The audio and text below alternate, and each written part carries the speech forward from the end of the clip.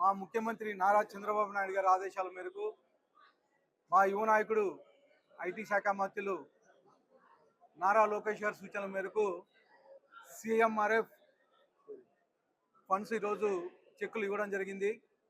ఈరోజు దాదాపు 50 మంది లబ్ధిదారులకి 63 లక్షల రూపాయలు మా ముఖ్యమంత్రి గారి సహకారంతో ఈరోజు ఇవ్వడం జరిగింది. ముఖ్యంగా అనంతపురం అర్బన్ నియోజకవర్గంలో ఈ 20 నెలల కాలంలోనే దాదాపు 452 మందికి దగ్గరగా 5 కోట్ల రూపాయలు సీఎంఆర్ఎఫ్ ఫండ్స్ చెక్కులు ఇవ్వడం జరిగింది. గత ప్రభుత్వంలో ఎక్కడే కానీ సీఎంఆర్ఎఫ్ చెక్కులు కానీ లేకపోతే దానికి సంబంధించినవి కానీ ఎక్కడే ఒక రూపాయి చూసిన దాఖలాలు మా అనంతపురం అర్బన్ ప్రజలకి తెలియదు. కానీ ఈరోజు ఈ 20 నెలల కాలంలోనే మా ముఖ్యమంత్రి వర్యులు ఒక అర్బన్ నియోజకవర్గానికి దాదాపు 5 కోట్ల రూపాయలకు పైగా ఇవ్వడం జరిగింది. అంటే మా తెలుగుదేశం ప్రభుత్వం వచ్చిన తర్వాత మా ముఖ్యమంత్రి వర్యులు నారా చంద్రబాబు నాయుడు గారు ఏదైతే చేస్తారో అదే చెప్తారు, చెప్పేదే చేస్తారు.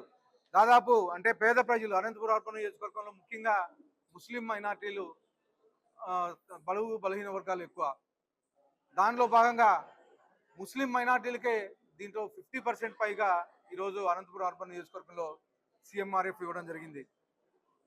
ముఖ్యంగా మా తెలుగుదేశం ప్రభుత్వం ఏర్పడిన తర్వాత అనేకమైనటువంటి సంక్షేమ కార్యక్రమాలు, పెన్షన్స్ పెంచడం అయితే ఏమి, పెన్షన్స్ 3,000 రూపాయల నుంచి 4,000 రూపాయలు పెంచిన ఘనత మా ముఖ్యమంత్రి నారా చంద్రబాబు నాయుడు గారిది. అలాగే పూర్తి బెడ్డోళ్ళకి 15,000 రూపాయలు, అలాగే వికలాంగులకి 6,000 రూపాయలు, అలాగే మామూలుగా మెడికల్ తీసుకునే వాళ్ళకి 10,000 రూపాయలు పెంచిన ఘనత కానీ మా తెలుగుదేశం ప్రభుత్వం ఉంది. అలాగే మా ముఖ్యమంత్రి నారా చంద్రబాబు నాయుడు గారిది. దేశంలో ఎక్కడా లేనటువంటి విధంగా ఈరోజు పెన్షన్స్ ఇవ్వడం ఆంధ్రప్రదేశ్లో జరుగుతూ ఉంది.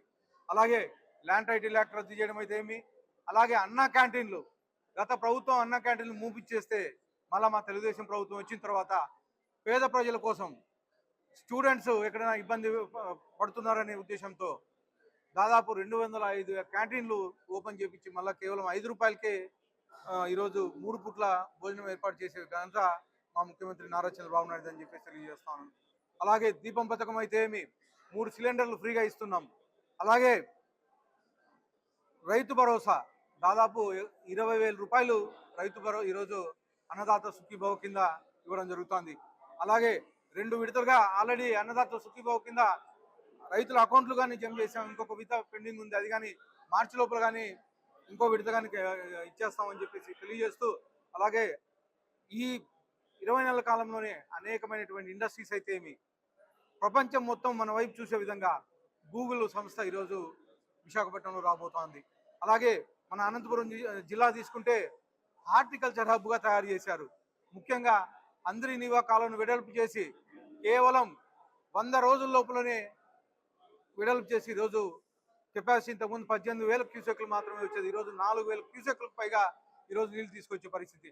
కేవలం 190 రోజుల్లోనే 40 క్యూసెక్లు 40 టీఎంసీలు ఈరోజు తీసుకొని రావడం జరిగింది. ఇంకా 40 టీఎంసీలు వస్తాయని చెప్పేసి దాదాపు 80 టీఎంసీలకు పైగా ఈ సంవత్సరం కాలంలోనే అనంతపురం జిల్లాకి వస్తాయని చెప్పేసి అంచనా వేశారు. ఇలాంటివి అనేకమైనటువంటి సంక్షేమ కార్యక్రమాలు అయితేవి, అలాగే డెవలప్మెంట్స్ అయితేవి, ఇవన్నీ మా తెలుగుదేశం ప్రభుత్వంలోనే సాధ్యమైందని చెప్పి తెలియజేసుకుంటూ ఈ అవకాశం ఇచ్చిన అందరికీ ధన్యవాదాలు తెలుపుతున్నాను.